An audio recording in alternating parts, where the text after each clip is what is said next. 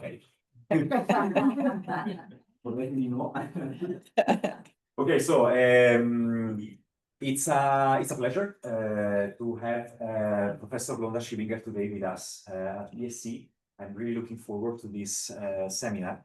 And for the very few of you who don't know, Londa Schiebinger, okay, so here more people are coming. Okay, so Londa Schiebinger is the John L. Hinds Professor of the History of Science at Stanford University and the founding director of Gendered Innovations, which is like a project and a resource that I strongly encourage you to delve into and follow. It's amazing. Londa is a leading international expert on gender in science and technology and has addressed this topic, addressed like several, let's say, governments and policymakers on this topic, from the United Nations to European Parliament, the Korean National Assembly, and so on and so forth. A really vocal advocate for this. She received a PhD from Harvard University, and he is an elected member of the American Academy of Arts and Sciences. And she's also the recipient of numerous prizes and awards, including the prestigious Alexander von Humboldt Research Prize and the Guggenheim Fellows. Londa, thank you so much for coming here. And yes, the stage is yours. Yes, thank you. It's been a pleasure. I had a tour of your center this morning and heard about the many activities you're doing on sex and gender analysis and this sort of thing. And I'm really interested that you have the computer in the chapel. This is a whole new era, a whole new time of what is holy and what is not holy. So I'm delighted to be here today to talk to you about Gendered Innovations.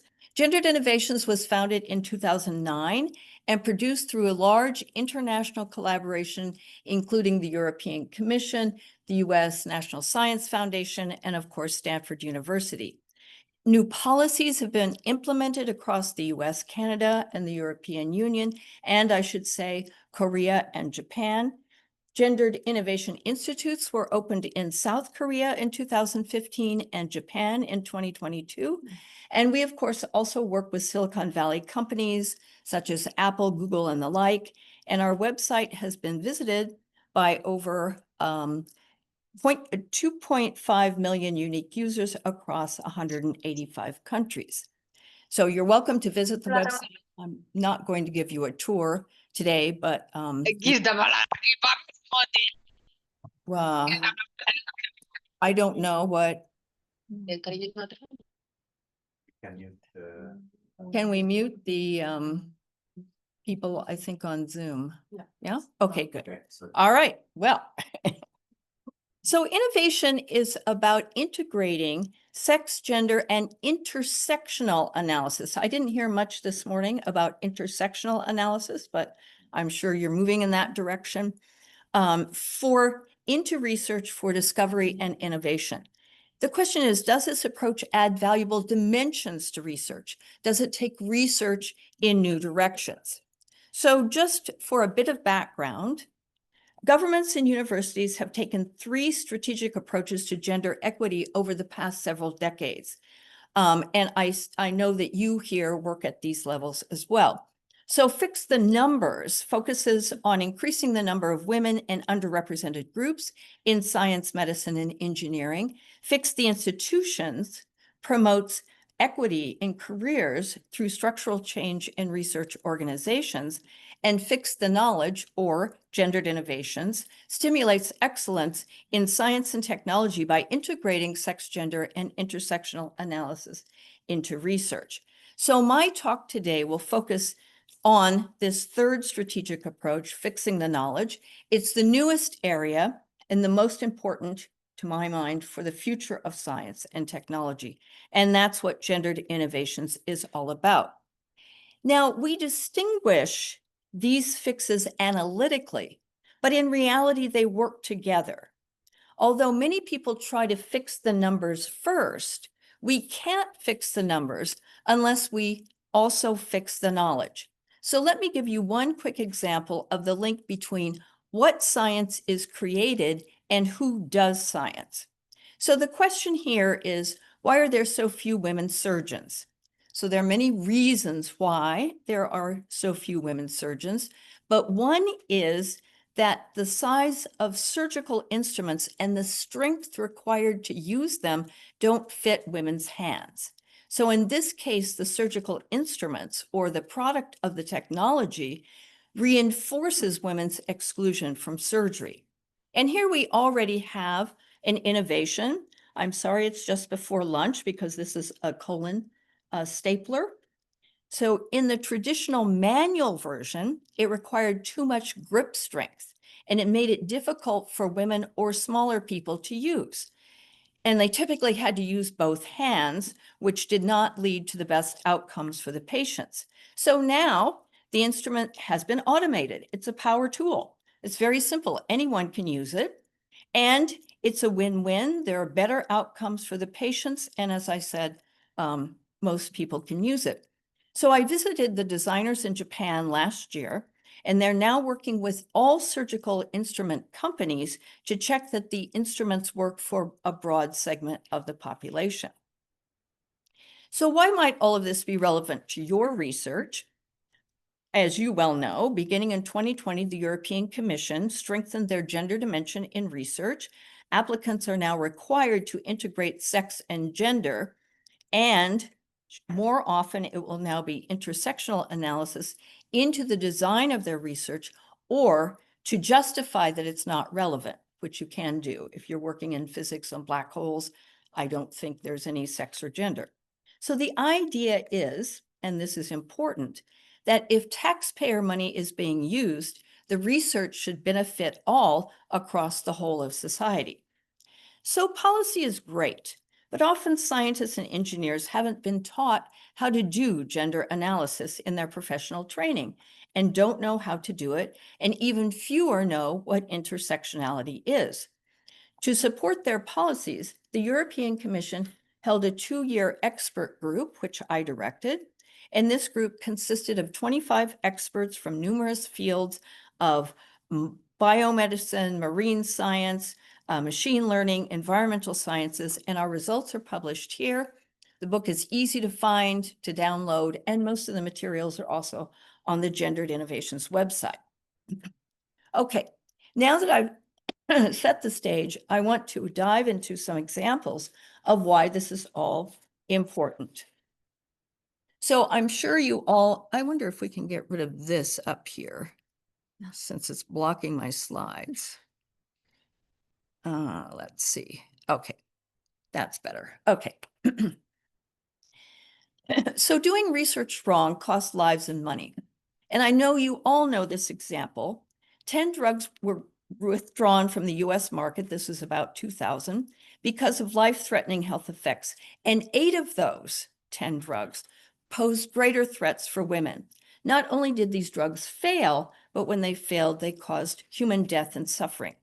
So this study was done in 2001 by the government, and this is really the study that set all of this work, I think, on women and gender and science in motion.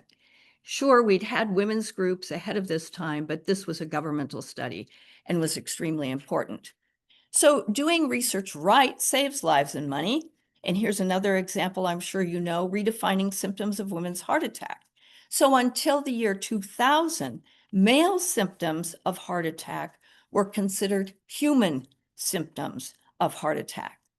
It was not recognized that men and women had different symptoms, and women typically arrived in emergency rooms 15 minutes later than men, when every minute counts. So heart attack is an area where fixing the knowledge has had its biggest impact. And I think we all know now that men and women have different symptoms of heart attack. It's been the topic of public campaigns, so on and so forth. So this study is a new study in the US. We like to put dollar signs on things. And this study shows the economic value of doing research right. Looking specifically at heart disease, the #1 killer of men and women, this study shows that improving women's heart health could add a staggering 1.6 billion quality life years for women and boost the US economy by $28 billion annually by 2040. Much in the study also says that much the same is true for autoimmune diseases and for Alzheimer's disease. So doing research right is crucial, and it's important to get it right from the very beginning. And of course, this is the goal of Gendered Innovations. This project develops state-of-the-art methods for sex, gender, and intersectional analysis. We've just updated our intersectional method. And we also provide case studies to illustrate how sex and gender analysis leads to discovery and innovation. So I want to give some more specific examples now. And let me start with biomedicine. So in animal researchers often exclude female animals because they're thought to be more variable than male animals. A well-known article by Pendergrast et al. Has shown this to be incorrect. The study shows that randomly cycling female mice are no more variable than males on any trait. So researchers can now include male and female animals without controlling for the estrous cycle. Is the idea. That's now considered the best practice. But there are some instances where, especially when treating female diseases, where taking the estrous or menstrual cycle into account is crucial to the success of the treatment. So let me give you one example from nanomedicine, specifically the use of chemotherapeutic nanoparticles delivered intravenously to treat uterine and breast cancer. And I want to emphasize that these studies have only been done in mice. So this is a new study that in mice, the female estrous cycle affects the nanoparticles and their distribution in the body. So during ovulation, these nanoparticles are twice as likely to accumulate in the ovaries. So this enhances the treatment for ovarian cancer. But of course, the treatments don't work as well for breast cancer. The nanoparticles have accumulated in the ovaries and don't reach the breast tumors. So the topic is complex, and I recommend that you read the paper, but there may well be instances where the menstrual cycle should be studied in medical interventions. It's important when analyzing sex to consider the life stage, so age, potential pregnancy, and the estrus and menstrual cycle. This is all part of analyzing sex. So sex analysis can also be important at the cellular level. And here I want to consider specifically X inactivation in females. So here's an example from the future. Let's say you're bioprinting organs. And let's say in the next decade or two, you're going to bioprint a kidney for organ transplant. So you need to know about the sex differences in kidneys and in cells. In this bioprinting process, the goal is to seed the frame of the organ with the patient's own cells to avoid organ rejection. But if the patient is female, you have to decide which of the X chromosome activated cells to use. And because of the complex X inactivation in females, the 3D printed graph will likely never be an exact copy of the original kidney, which of course is the goal. And now I want to do one last example for analyzing sex before I move on to how sex and gender interact. And I'm going to give an example here from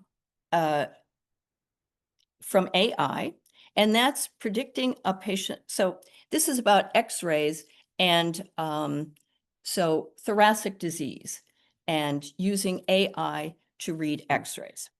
So here we have, here I'm interested in how CNNs, or AI for short, predict a patient's sex even when not instructed to, and even when those labels are missing from the data set.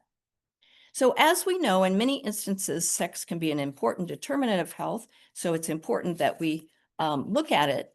And does the AI here offer a resource? And what does the AI see that humans cannot see? And is this helpful? So in this example, The AI is used to diagnose thoracic disease from chest x-rays. What is interesting is that the AI can see, shall we say, a patient's sex on the x-ray in ways that humans cannot. So humans often identify sex on chest images from breast tissue. That's a well-known secondary sex characteristic and often used. AI, however, uses other biomarkers. They use the upper or superior mediastinum, this area between the lungs and above the heart, or they use also the lower regions of the diaphragm.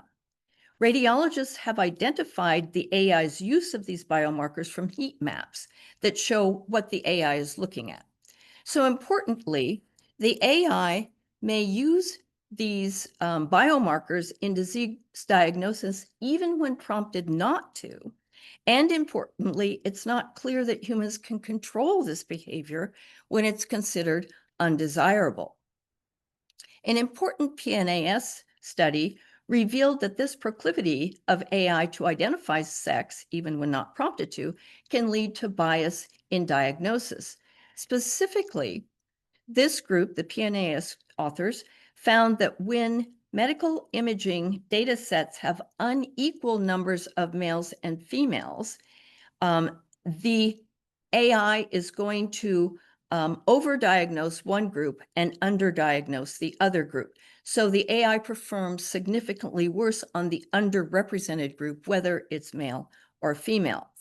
There's several algorithmic fixes to this to reduce the bias that have been proposed, these fixes, but in daily use, the bias still persists. The propensity of AI to use sex in this way raises alarms because medical institutions are rapidly adopting AI systems.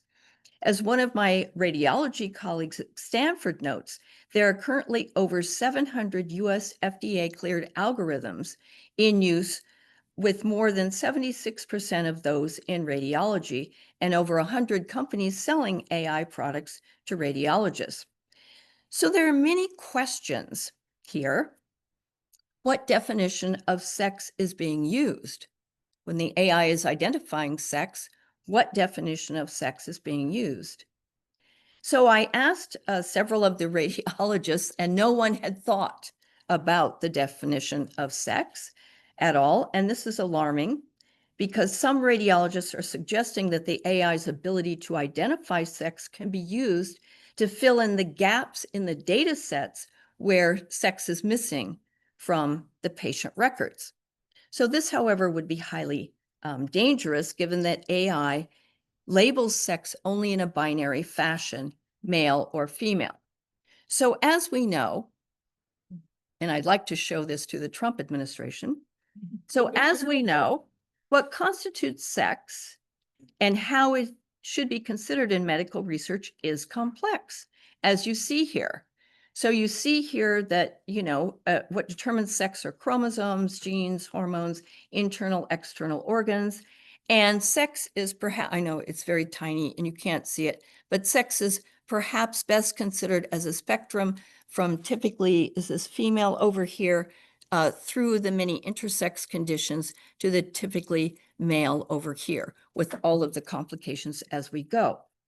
We should remember that sex is not neatly binary. There's considerable within group variation and between group overlap. So consider this simple graphing of male and female height from over 20 countries around the globe. And we see that there are many tall women, there are numerous short men, and the overlap is significant. So this variability is borne out in many areas. To take just one example, pulmonary function data demonstrates an overlap between male and female distribution ranging from 23 to 46%. So it's not so clear that sex is that binary. So we need much more nuanced approaches to exploring sex in AI. In March 2024, both Cell and Nature published special sections on the meaning of sex and gender, which I recommend to you. So the question becomes, how can we best embed these more nuanced understandings of sex into decision-making algorithms? And one other note on sex, about 1% of the US population is transgender, and among younger people, it's about 3%. And this has implications for the sex status of the patient. Standard questionnaires on patient sex and gender are inadequate for the care of transgender people. For transgender people, it would be more important to do an organ inventory that allows providers to record the organs that each patient has at any point in time. Does the patient have a natal vagina, a neovagina, a prostate, testes, a neophallus, a penis? In other words, just knowing a person is transgender or knowing the patient's sex at birth is not enough. And here data collection will depend on the research question. For example, when screening for ovarian cancer, it's more precise to ask, does the patient have ovaries, rather than what is the patient's sex, which is likely to yield false negatives. So the same is true for uterine cancer. The use of the category of sex rather than uterine status underestimates incidence of uterine cancer in human populations by 23 to 53%. And it also obscures the incidence of cancers in intersex and transgender people. So in short, we need to raise the bar on AI sex and gender reporting. Eventually, the goal would be to train AI to do sophisticated intersectional analysis of medical data. So now we're going to turn to gender, which is extremely important for humans. We still think mice have no gender. We had a workshop once where we discussed this question forever. And I mean, you know, I think humans have gender. That's what I'm going for. So importantly, sex and gender interact across the life course, as this nice NIH image shows. I think this one is still up. And so patients have biological factors, they have anatomy, physiology, and they're also influenced by their social and environmental exposures, such as diet, economic status, education, and these interact over the life course to make us who we are as humans, as adults. So let me show you how this works through the example of how sex and gender interact in chronic pain. So many people suffer from chronic pain. It's a huge medical issue. Understanding and treating pain requires a careful consideration of both sex and gender and how they interact.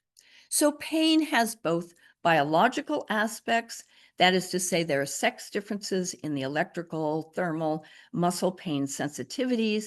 It has cultural aspects. There are gender differences in how people report pain and how physicians understand and treat the pain in patients. So let's look at the sex differences. First, the sex differences in pain. So the physical differences. And the story is shown here in this nice nature image. So researchers first described the pain pathway again in mice and discovered that it's mediated by the microglia here. And then they realized they hadn't looked at females. So they looked at the female pathway, and they see that here it's the T cells that are the story, and they were shocked that the microglia play little role. So there's what you might call a male pathway of pain and a female pathway of pain, but not so fast. Other factors determine the pathway, such as age and hormone levels. So males who are lacking testosterone or older men may cross over to this more female pathway, and females, maybe females who are pregnant, may pass over more to what has been defined as a male pathway. So it's not clear, again, that sex is all that binary. But of course, it's way more complicated than that. Pain also has cultural aspects. Gender factors into how people report pain and how physicians understand and treat the pain in patients. So gender identity may influence a person's willingness to report pain. Gender norms may influence how people experience pain themselves, and gender relations refers to the interaction between the physician and the patient, the gender expectations of the physician in relation to the gender behaviors of, so the gender expectations of the physician versus the gender behaviors of the patient. So here I tried to make a visualization, and you can see that visualization is not my strength necessarily, but maybe it helps us. So here you see is the patient. And the patient could be a man, woman, or a gender diverse person. This patient has sexual characteristics, so they experience pain in a particular way, and they live in a culture, and they express their pain in certain ways. So in many cultures, we think that men are taught to be strong and resolute, and they may be less willing to express their pain than women.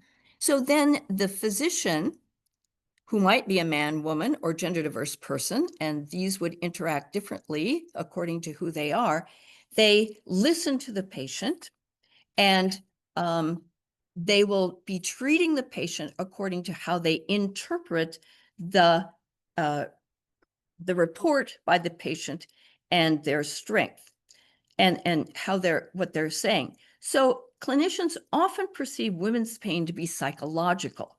Consequently, women, I think we were just talking about this earlier.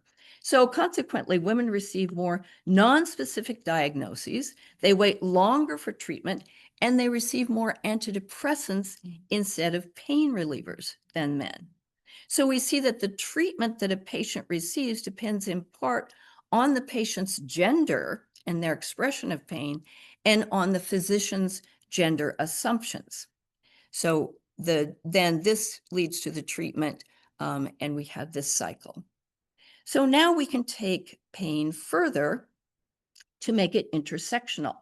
So I didn't try to put that on my schema because it would have to be 3D, and it would be very complicated.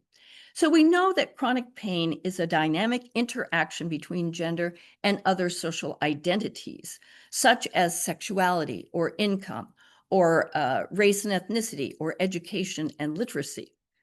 In the US emergency rooms, for example, white people are 25% more likely to receive medication for acute pain than Hispanic people, or Latinos, as we might call them, and 40% more likely than African American people. These factors intersect also with sex and age, and so on. So we have one study. I'm trying to find more studies that look at intersectionality in relationship to pain. And we have this one study that shows that women of color's pain is underestimated by 3 to 5 points on our 10-point pain scale. I don't know if you use this 10-point pain scale, but we use it in the United States. Is your pain a 1 or a 10, and then you're treated accordingly. So it's really underestimating the pain of women of color. And let me quickly mention that for research on gender and health, we have a tool that was introduced several years ago, Gender-Related Variables in Health Research. It includes a questionnaire to try to collect these gender variables and see how they relate to health.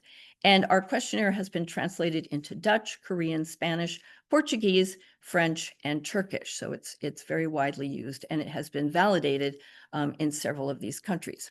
Now I want to turn more to intersectionality.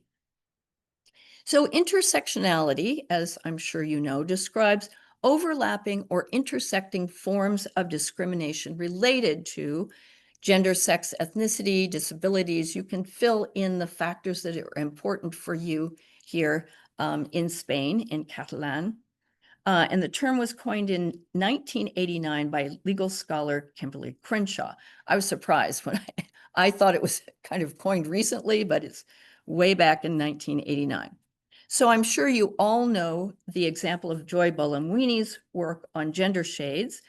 While a graduate student at MIT, Joy learned that the facial recognition systems she was working on herself could not see Black women's faces. So the technology she was developing could not see her. And so it couldn't see her until she put on this white mask. So she did this study of gender shades, and this has been a very influential study. It looks specifically at sex and race and how they intersect, and shows that the system performs better on men's faces than women's. The race analysis showed that the system performs better on lighter skin than darker skin. And then we're interested in the intersectional analysis, where the system performed worse for Black women with an error rate of 35%. 12% for darker skinned men, 7% for lighter skinned women. And then, of course, almost no error rate for lighter skinned men because they had been the models for the system. It had been developed on their faces. So we can go further. Systems often, that we could do a sexuality analysis, systems often can't recognize transgender faces, especially during transition periods. And here we have an intersectional innovation. Buolamwini and Gebru created a more inclusive data set that includes the faces of men and women with lighter and darker skin from 3 countries in Africa and 3 countries in Europe. But what problem do you see? Is the data set inclusive globally? My students see it right away. There are no Asian faces. There are no faces of indigenous people from the Americas or Australia. We don't know if there are any non-binary people. So we still need innovation to make sure technologies will work for all of us. Now, Gendered Innovation released a tool for intersectionality, specifically for the companies in Silicon Valley. Companies don't like to spend a lot of time reading, so I don't think they go to my website. So we made something that was really fast for them, our intersectional design cards. And here you see that we chose out these 12 factors to work with for intersectionality. And here is Apple's intersectional list of factors, which they say is to empower and delight everyone. The delight is to make sure that you buy the next Apple Watch or whatever it is. So I find this list really interesting. How are they going to collect philosophical beliefs? I know Apple is a wizard, but I mean, seriously, how are they going to, or we don't say what our religion is necessarily, but I do like some things. I like handedness on this list. Handedness is really interesting. I live on the Stanford campus, and everybody living on campus is a faculty member so that we can live close to our work, that sort of thing. And so my neighbor is a famous hand surgeon. She works only on the thumb. She's left-handed, but all the surgical instruments are made for right-handed people. So how amazing would she be if the instrument had met her needs rather than her needing to meet the instrument's needs? So now whenever you see a list of factors like this, you have to remember that all the ones I've shown you so far have been developed in the US. So might not be relevant for European societies, certainly not for Asian societies. They need to develop their own lists. And then the second point to make is you can't consider all of these things when you sit down to design something, right? But you should not have a knee-jerk reaction. You shouldn't have an unconscious choice. You should make a conscious choice and consider many, many types of factors. Now, so far, my presentation has been about intersectional analysis looking only at social factors, right? So both our list and the intersectional design cards, the Apple list, focus on personal categories of identity. And I want to take just a few minutes now to introduce you to our Nature paper that was published in April, where we take a more planetary view, which is so crucial today. So in this paper, we conceptualize intersectional factors at 3 interconnected levels. Socio-political dimensions, the one you're familiar with. So this is, class and sexual orientation and caste. And this sort of thing. But then we want to consider also the contextual domain. This refers to the large social systems that the social political dimensions are embedded in. So this is like, so healthcare systems, criminal justice systems, legal systems, and then we want to embed that in the environmental realm, where we're looking at air, soil, water quality, that sort of thing. And it might look something like this, where we have the three nested domains. And this image is available on the Gendered Innovations website. It didn't get into the Nature paper for a number of reasons, which we will not discuss now. It's always really interesting. It's never really your work when you end up publishing something. It's like a collaboration with the publisher. Anyway, so to give you a quick example of this, I'll take the example of fast fashion. So you all know what fast fashion is, right? It's trendy clothing that is quick and easy and all that sort of thing, but usually poor quality.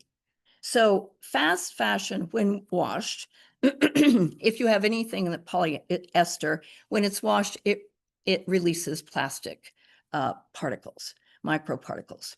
So there's a lot of plastic pollution. So let's look at how this example works with fast fashion. So first you have the fast fashion industry is fueled by consumer purchasing, which we consider here at this level because purchasing depends on your gender, your economic status, and all that sort of thing. Then the fast fashion produces plastic fibers that are released, as I said, when polyester is washed, and that releases the particles into the environment.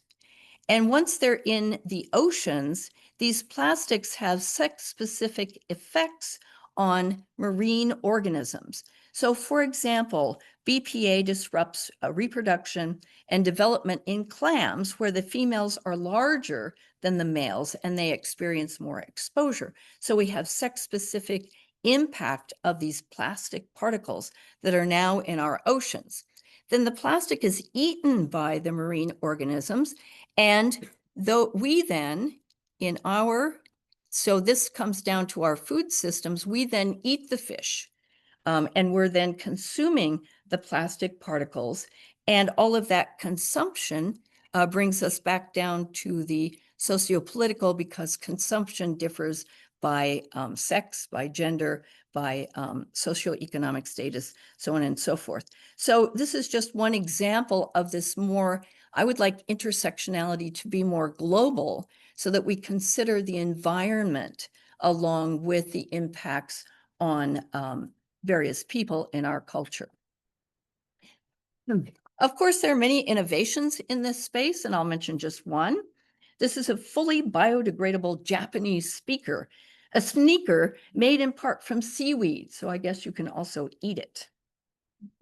So a second paper that we published just last September is guidelines for this intersectional analysis in science and technology.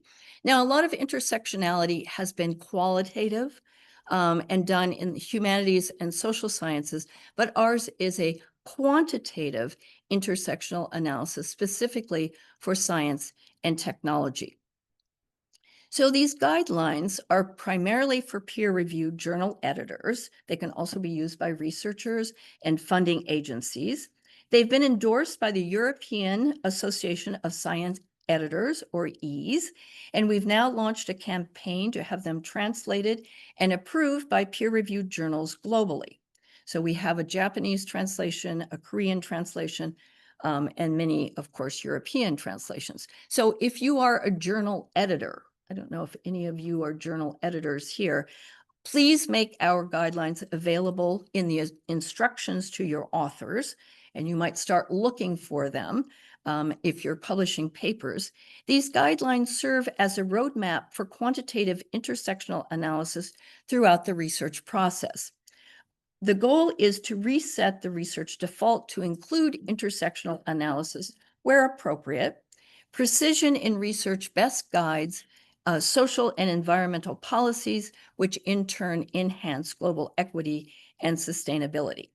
Okay, I'm going to stop now soon so that we can have a discussion. And I hope that I've begun to show that designing intersectional analysis into research is one crucial component contributing to world-class science and technology. And I'm not going to discuss policy. I usually end with a huge policy discussion, but I think you're more researchers. But I want to make one plea.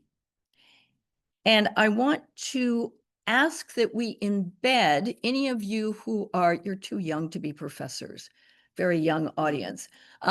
So anyone who is teaching, maybe in your research group, any of you who are professors or teaching in any way, I want you to include sex, gender, and intersectional analysis in your core curriculum. It's something that everybody should be taught at school, high school, but certainly college and certainly at the master's and PhD level. The greatest barrier for implementing gendered innovations or this intersectional research is that researchers, specifically in the natural sciences, the health sciences, medicine and engineering, typically don't know how to do these things in a sophisticated way. They might throw in, males and females here or there, but they don't really do it in a sophisticated way.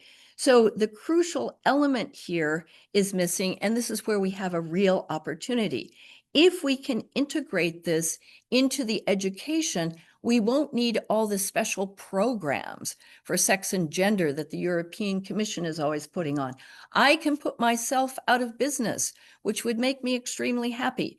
So we need to get this integrated in the core curricula across Spain, across Europe, and I'm happy to report that I was just at a conference in Switzerland 2 weeks ago, and there the 8 medical schools, all 8 of the Swiss medical schools have incorporated sex and gender. I'm not as sure about intersectional stuff, but sex and gender in their core medical curriculum throughout all the years of education, so that all the health workers coming out will now have that as part of their core education.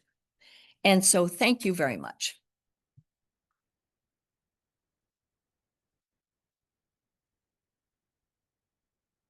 Thank you, Londa. This was amazing. We have time for questions. So please raise your hand. Please check someone online as well has some questions. No, I do not know. Okay. Yes, please. Thank you for the presentation. I would like to ask you if you see a lot of difference, because I would like to focus on the immunodisease aspect of the difference, especially when we observe diseases like sclerosis. We can see that there is more number of female than men. Which disease again? Sclerosis. Sclerosis. Yeah, we can see more difference in this case of diseases. I don't know if there has been any focus in immunodiseases in this aspect. Oh, I mean, I'm not an expert in that in particular, so I'm sorry, I wouldn't know. There's always a sex, but also gender difference. There could be other social aspects that influence these diseases. So I don't know, maybe somebody else can answer this question. I don't know in particular about multiple sclerosis. Hi, thank you very much for the talk. Very interesting. I come from social sciences, and I have read some critiques to intersectionality approach itself, because for some scholars it seems like it was a concept that was co-opted from academics. They was taken what? Was co-opted, like it was born in a very specific social context of the U.S. It was taught firstly by Black women. Yes. And then in the 1990s, people from, I don't remember the department, but in the Department of Law, they took it and they make it an academic concept.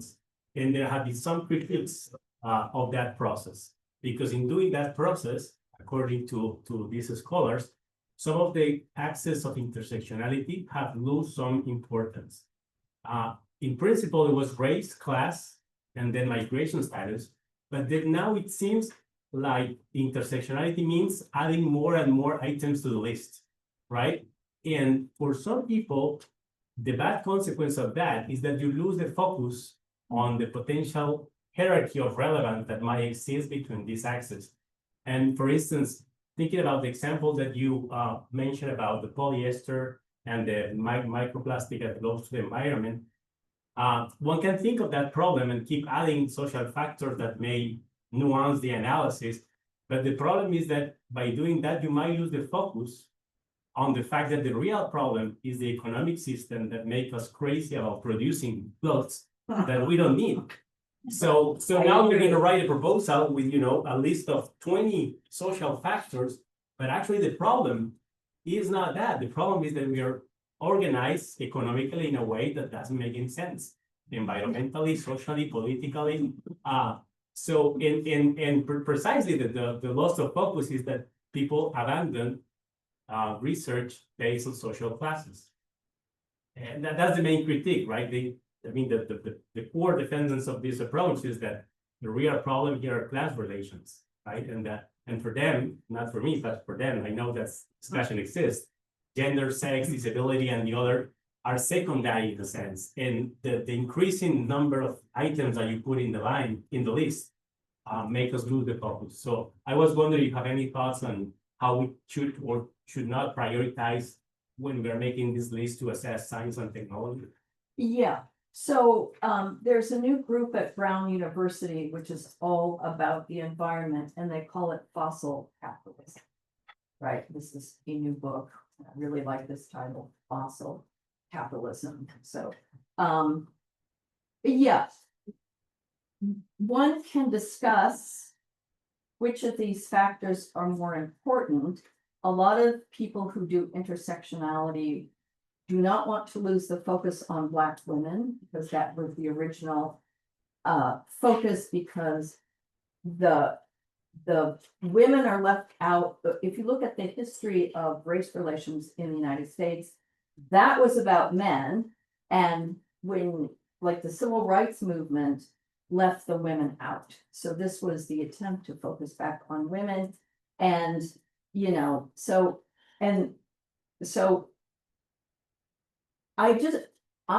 what happens usually is that science doesn't take any context into account.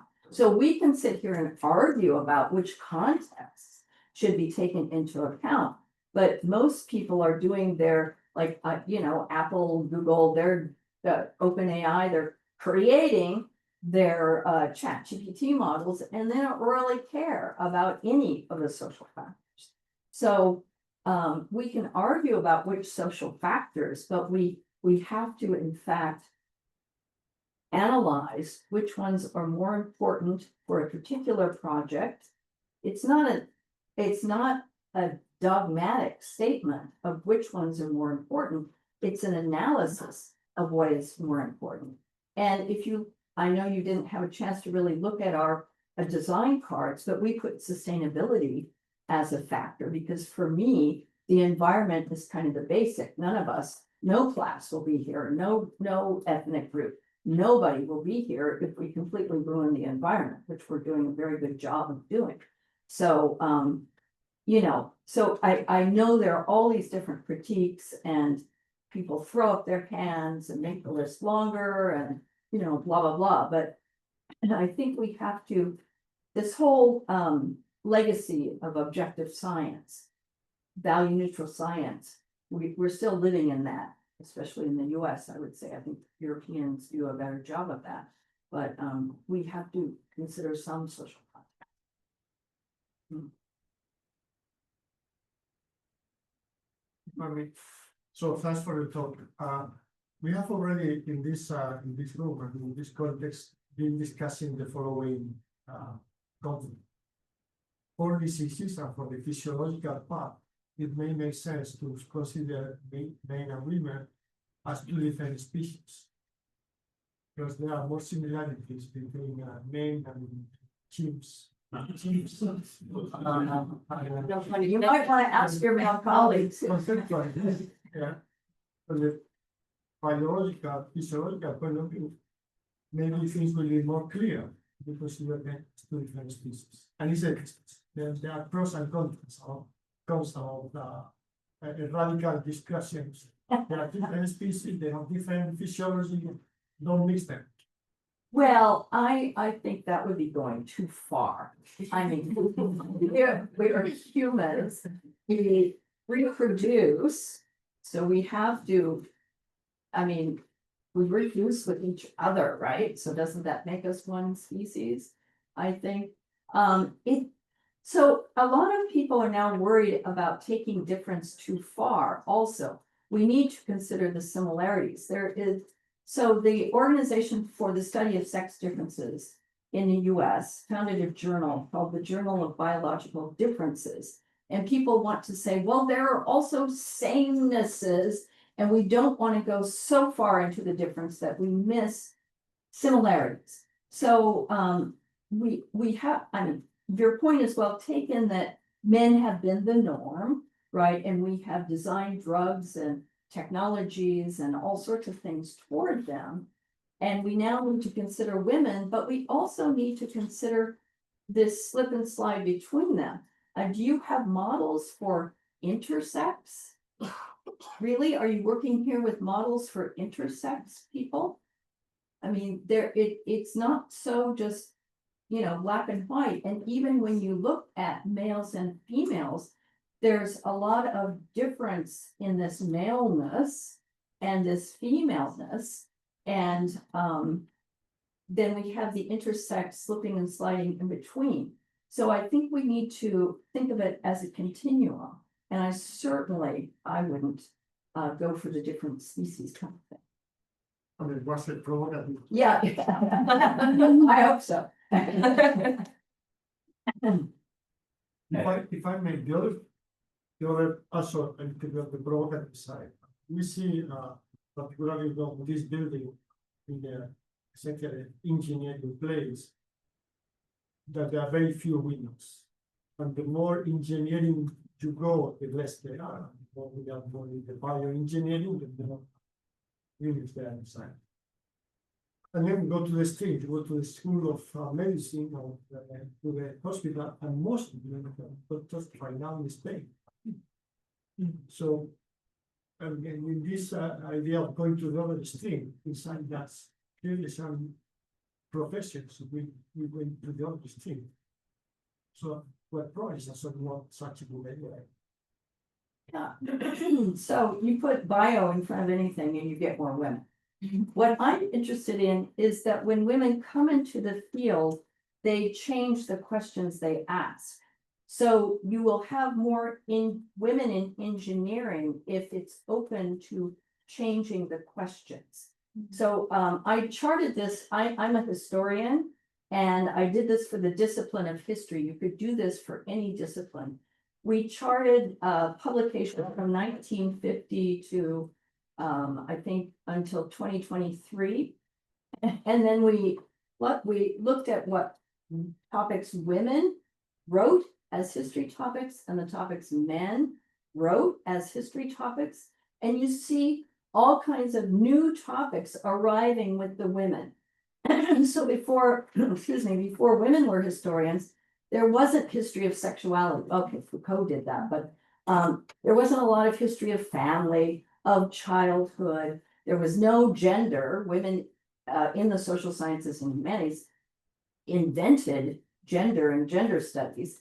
And so engineering has to be open to different topics. And I know I work with a lot of the engineers at Stanford, and a lot of them are women because we try really, really hard to get women. And they're doing they're doing different topics than their male colleagues.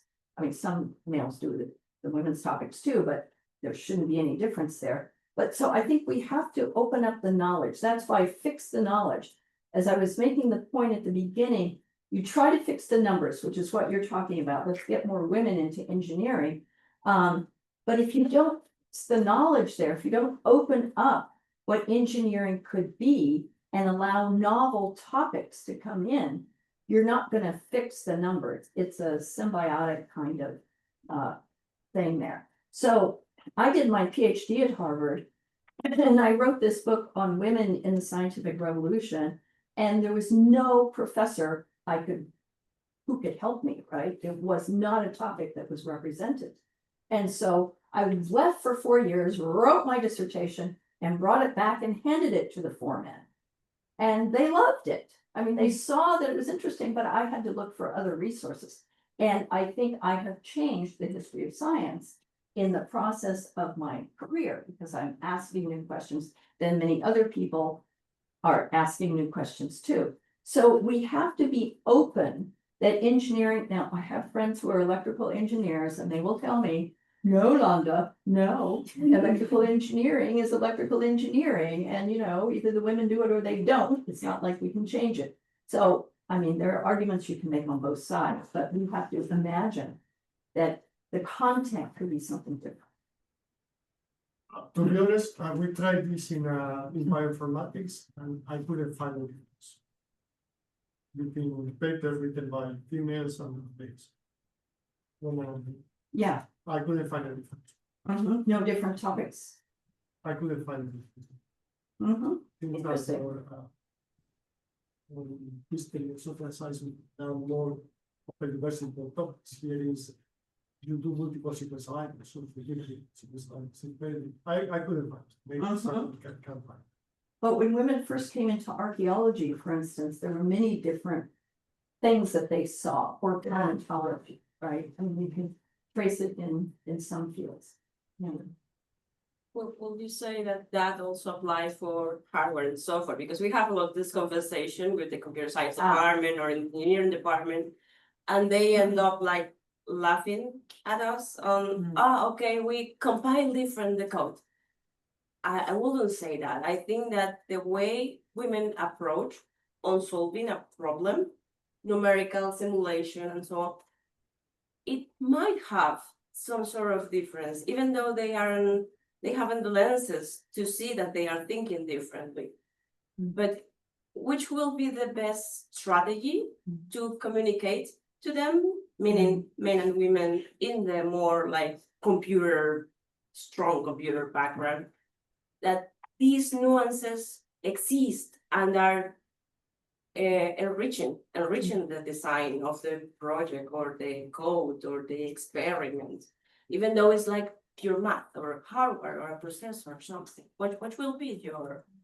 Yeah, well, I think we need to be open to people approaching things differently, whether they're men or women, whether they're from different cultures. We just need to be more open to different approaches. And we do think it enriches things. I mean, that's my whole message, that that opening up things leads to innovation. Yeah, that's what all of us, and I think the life science department is one of the biggest defenders on this target. But as Alfonso said, we are not supercomputing center where 70% are like doing like programming modes and hard. Right. So that it's a tough conversation too. Well, these are our samenesses, right? Okay. Thank you.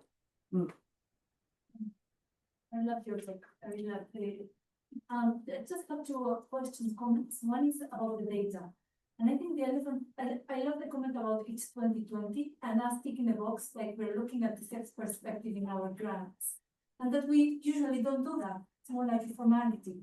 And maybe one of the elephants in the room is that many times we don't have the data.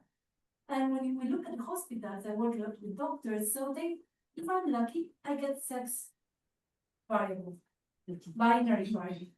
And if I'm really, really like talking to a doctor that is usually transgender female, they will also give gender.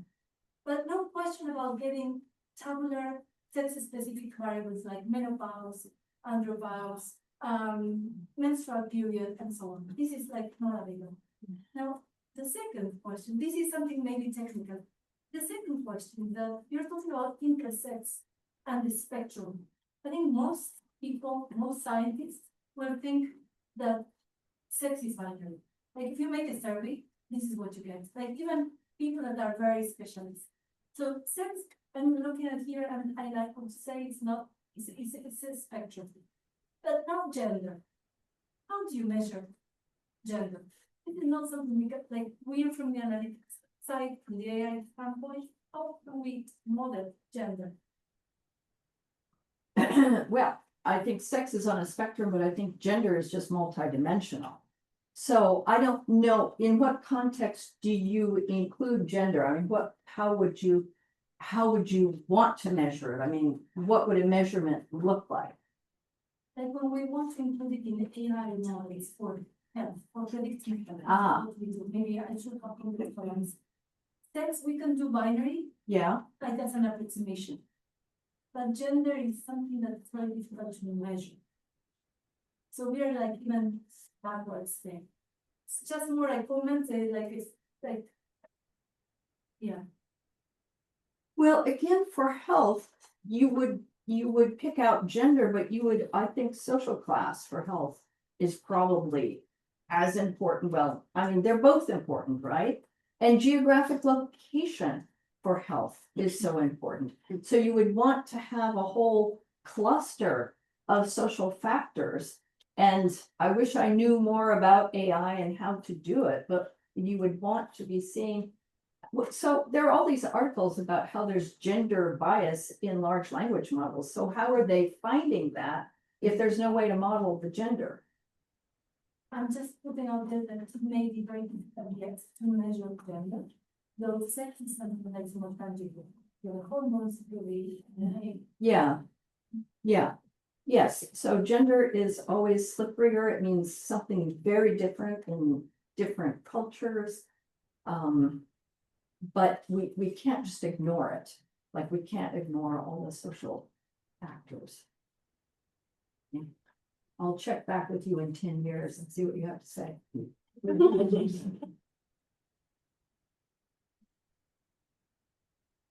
Thank you for the talk, Londa. I was wondering, there's a question related with. Can you hear in the back? No,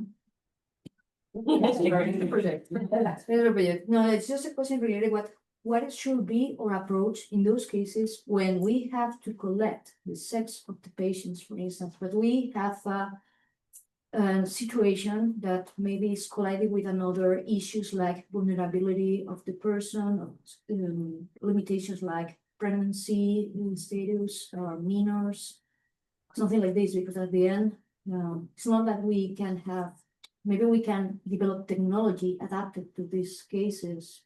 Maybe radiologists cannot be applied for pregnant persons. What happened with, I don't know, this developing of medicines for drugs. For about developing drugs. For instance, that Yeah. is not so easy, and we want to protect the women, so at the same Yeah. time, this law that protects the women are not Right. allowing us It to endangers. do research because Yeah. they are dangerous. It endangers it. So aren't there animal models for pregnancy? Are there animal models for pregnancy? So can you test it in mice? I mean, that would be where I would go first. If there aren't animal models for pregnancy, then that would be safe for humans, right? So you would want to start there. And then, so everyone always says, well, the experiment for drugs in pregnant women is when you release them to the market. So that's no good. I mean, I know the FDA does not allow testing of pregnant women, so I think it's just kind of a crapshoot right now, and I don't know anyone who solved this problem. So I don't know, how do you approach it in Europe? They're also excluded? Yeah.